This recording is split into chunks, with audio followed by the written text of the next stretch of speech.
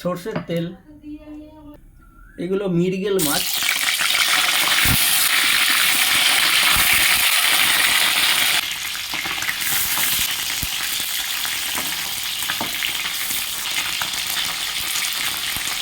মাছ ভাজার তেলেই দিয়ে দেব 5 ফোড়ন, দিয়ে দেব কুড়োনো আদা ও কাঁচা লঙ্কা।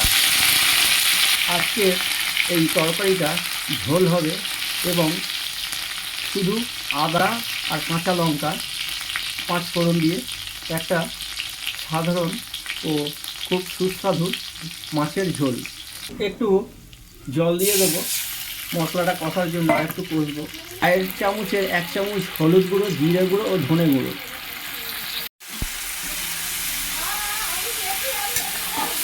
মশলাটা ভালো করে কষে নেব। মশলাটা ভালো করে কষে নিয়েছি, মশলা থেকে তেল ছেড়ে গেছে। এইবার দিয়ে দেবো সবজিগুলো।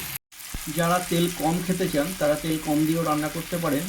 এইবারে সবজিগুলো দেব। দিয়ে দেবো কিছু কাঁচকলা, ঝিঙে, আলু, এগুলো আমি দিয়ে দেবো।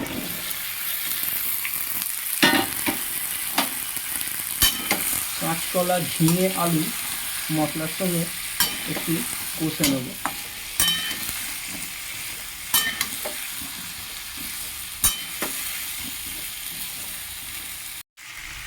আর এখানে আমি কিছু ডাঁটা মানে সজনে ডাঁটা নিয়ে নিয়েছি, দিয়ে দেবো।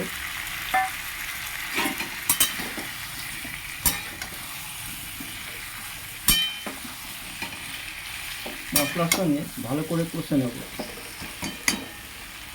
গ্যাসের আগুনটা একটু বাড়িয়ে দিই।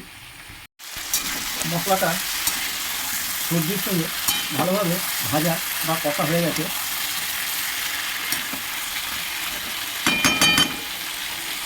এইবারে দিয়ে দেবো স্বাদ ও পরিমাণ মতো নুন। আরও একবার নাড়াচাড়া করে নেব।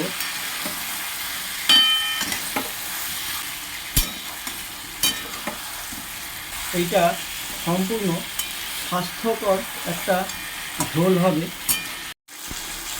কিছু পরে দিয়ে দেবো ঝোলের জন্য পরিমাণ মতো জল।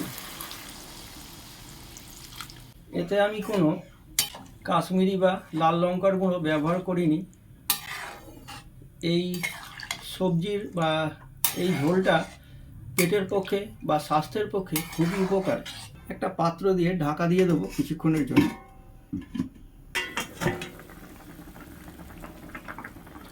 ঝোলটা ফুটে এসেছে, দিয়ে দেবো কিছু, চিনতে পারছেন, কিছু থানকুনি পাতা। উপর থেকে মাছগুলো একে একে ছেড়ে দেবো। ঝোলের সঙ্গে, মাছের সঙ্গে, সব সবজির মশলার সঙ্গে থানকুনি পাতার সঙ্গে ফুটে আলাদা একটা ফ্লেভার তৈরি হবে ঝোলের।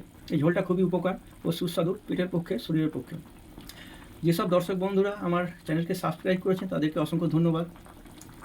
আর যারা বাইরে থেকে দেখছেন বা নতুন দেখবেন তাদেরও জানাই অসংখ্য ধন্যবাদ। আমার চ্যানেলটাকে সাবস্ক্রাইব করবেন, লাইক করবেন, শেয়ার করবেন, কমেন্ট করবেন। সকলকে জানাই ধন্যবাদ। আবারও কিছুক্ষণের জন্য ঢাকা দিয়ে দেবো। আমার এই সবজি থানকুনি ঝোল তৈরি হয়ে গেছে, আলুও গলে গেছে। খুবই স্বাস্থ্যকর একটা ঝোল।